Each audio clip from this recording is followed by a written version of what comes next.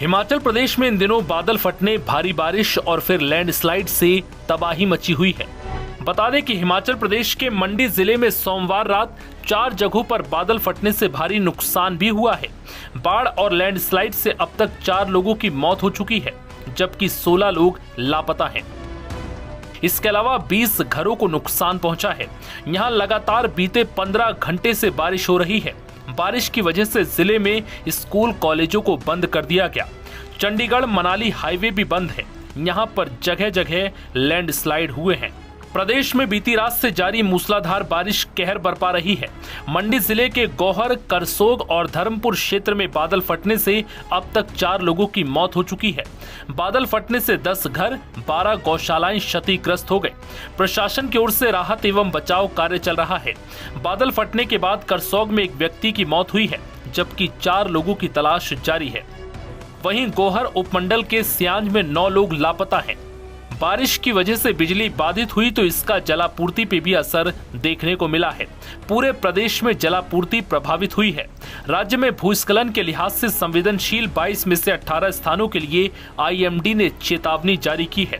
इन स्थानों पर वर्तमान में भूस्खलन का खतरा बना हुआ है। लगातार बारिश के कारण लगभग हिमाचल प्रदेश के 130 इलाकों में बिजली आपूर्ति बाधित हो गई और पूरे राज्य में जलापूर्ति प्रभावित हुई है। फ्लैश फ्लड, लैंडस्लाइड की वजह से मलबा गिरने और तेज बारिश के कारण भू कटाव होने की घटनाएं भी लगातार सामने आ रही हैं, जिससे 259 सड़कों को बंद भी करना पड़ा।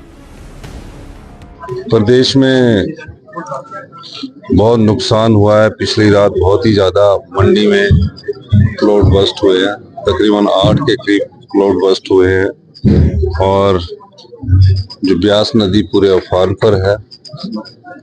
निश्चित तौर पर 8 जो मौत हुई है अभी तक जो खबर आई है, और अभी इस नदौन में भी एक डेड बॉडी एक महिला की मिली है।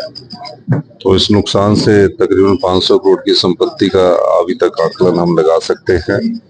लेकिन पिछले रात से और काफी जगह घटनाओं की सूचना हमें मिल रही है। पूरा ब्यौरा हम एकत्रित कर रहे हैं और मेरा सभी प्रदेशवासियों से ये अनुरोध है कि वो नदी नालों के किनारे मत जाए और वो अपनी जान को खतरे में मत डाले। नदी नालों से तकरीबन 501 किलोमीटर की दूरी पर रहे।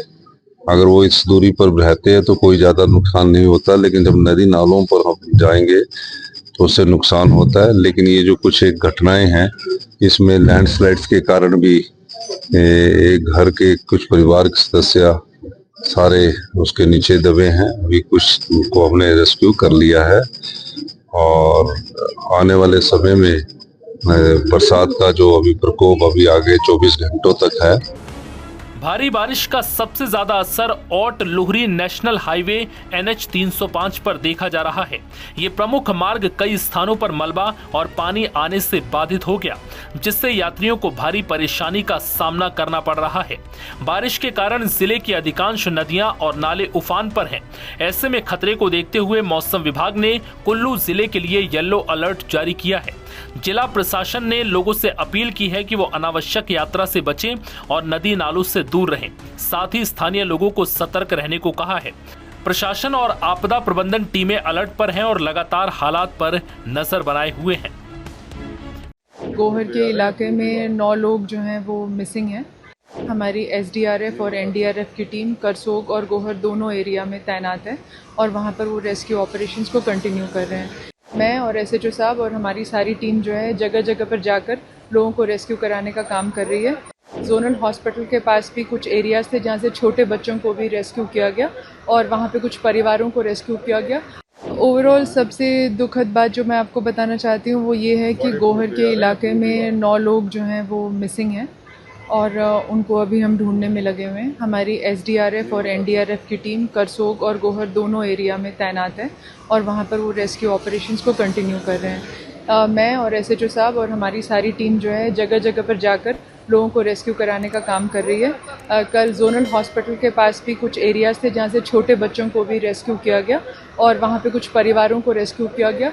जो कुष्ठ रोगियों का आश्रम है वहाँ से भी लोगों को रेस्क्यू किया गया है। अभी की स्थिति ऐसी है कि कई जगह पर क्लाउड बर्स्ट हो रहा है जो कि मेनली कुल्लू और मंडी के इलाकों में है और आगे जो जोगिंदर नगर का इलाका है वहाँ पे भी रोड्स बंद हैं और पंडों में भी थोड़ी लैंडस्लाइडिंग की संभावना लग रही है और वहाँ भी हम रोड ओपनिंग पार्टी हमने भेज दी है और वहाँ पर हम बुलडोजर्स को लगाकर रास्ते को खोल रहे हैं। हमारी जन साधारण से ये अपील रहेगी कि वो मेट्रोलॉजिकल डिपार्टमेंट की जो भी इंस्ट्रक्शंस हैं उनको लगातार फॉलो करें, अपनी यात्राओं को नियंत्रित करें और जितना हो सके घरों में रहें और पहले अपने आप को रेस्क्यू करें और उसके बाद किसी और की मदद करने की कोशिश करें। कौन-कौन सी फोर्सेस को डिप्लॉय किया गया इस पूरे रेस्क्यू? फिलहाल हमारे जितने भी ज़िलों की फोर्स है इस रेंज में मंडी, कुल्लू, लाहौल, हमीरपुर और बिलासपुर। हमीरपुर में भी काफ़ी लोगों को, करीब 9 से 10 लोगों को भोरंज एरिया से रेस्क्यू किया गया है और NDRF और SDRF की टीम हमारे साथ लगी हुई है और साथ में सभी डिस्ट्रिक्ट्स की जितनी भी QRT है और हम सभी लोग जो हैं वो लोगों की रेस्क्यू में लगे हुए हैं। क्या कहीं पे जो एरिया डिस्कनेक्ट हो जा रोड पे कनेक्टिविटी है वहाँ पे कहीं एयरफोर्स से कुछ इस तरह से सहायता लेने? फिलहाल तो अभी किसी और सेना से मदद नहीं ली गई है और हम NDRF की टीम की मदद से ही रोड ओपनिंग भी कर रहे हैं और हम खुद ही जगह जगह जाकर लोगों का जायज़ा ले रहे हैं और जिन लोगों को रेस्क्यू कर विपाशा सदन और अन्य जगहों पर रखा गया है उनके भी हालचाल को लगातार पूछ रहे हैं और उनके खाने की व्यवस्था को भी हम सुचारू रूप से चलाए हुए हैं।